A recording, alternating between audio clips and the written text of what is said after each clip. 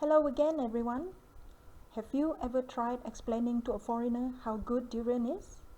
Or about the mouth-watering smell of salted fish frying in a pan?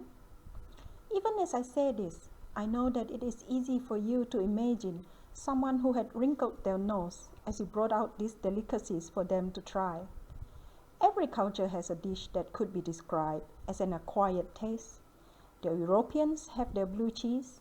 We in Malaysia have our chinchalu and a wide variety of delicious fermented food. Even between generations, we have our differences. The modern idea of beautiful teeth is pearly white. Once upon a time, bitter stand teeth was considered good, even cultured. Iban lovers used to help each other stand their teeth black with soot and resin.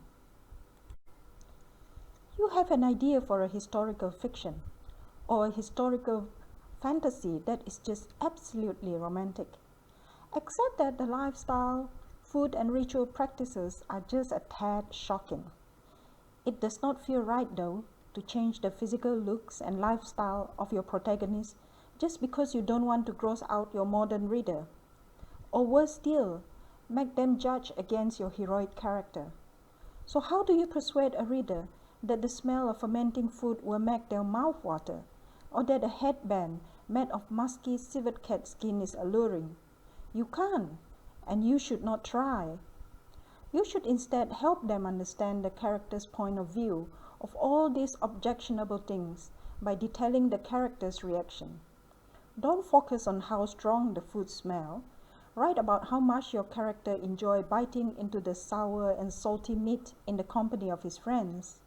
Instead of detailing the fresh, strong musk coming off a headband, mention how heady the scent makes your hero feel each time he sits close to the woman of his dreams.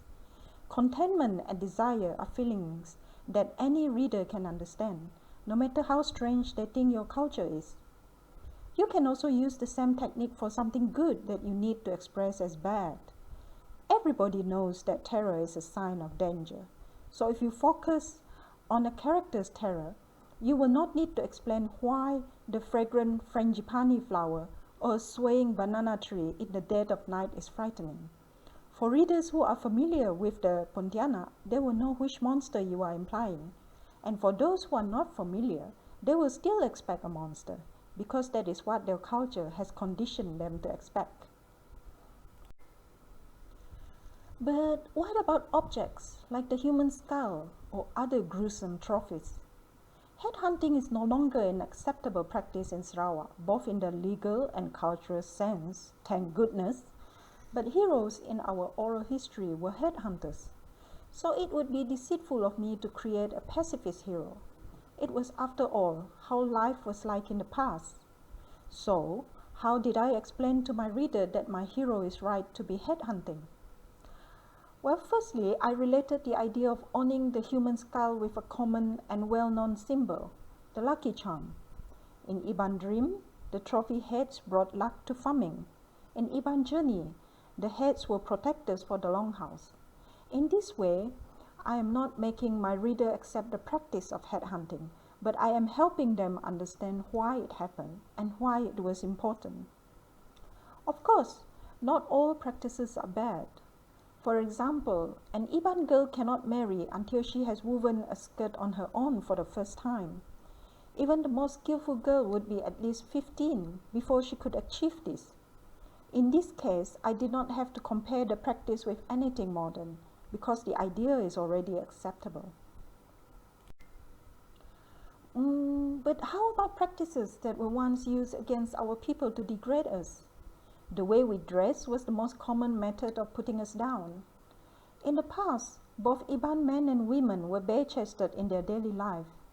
This was just a practical way of living in the equatorial heat. The female breast was not a sexual symbol until outside influence started to come in. If you have something similar in your culture, just own it. The shame was pressed on our people by others who have a nudity fetish. If you think about it, the other extreme is also being called backward because they are overdressed. We are all different, accept it. We are different. Accept it in your writing. Accept it in your art. Okay, let's say you do want to own it. but you worry that it will end up being sexualized or sensationalized. In the case of Ipan Dream, I mentioned women being bare-chested once or twice, just to establish how people used to dress in the past. Then I don't write about it anymore. Books are not sight-based. Readers can only imagine what your words are focused on. So if you don't focus on it obsessively, neither will your readers. Don't try to justify anything. Just explain it as it was. You do not have to embellish your ancestors' lifestyle or way of dressing. There is no need to try to make them more mainstream or civilized. A good storyteller knows that great stories are ones that are about the human spirit. They are not based on how someone dresses, or how someone talks, or how mainstream someone's physique is. Great stories are about what someone does when he faces the greatest adversity of his life. What do you do when a demon tries to kill you? What do you do when a god claims your life?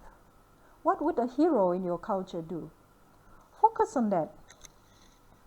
Start writing. Keep writing. Goodbye.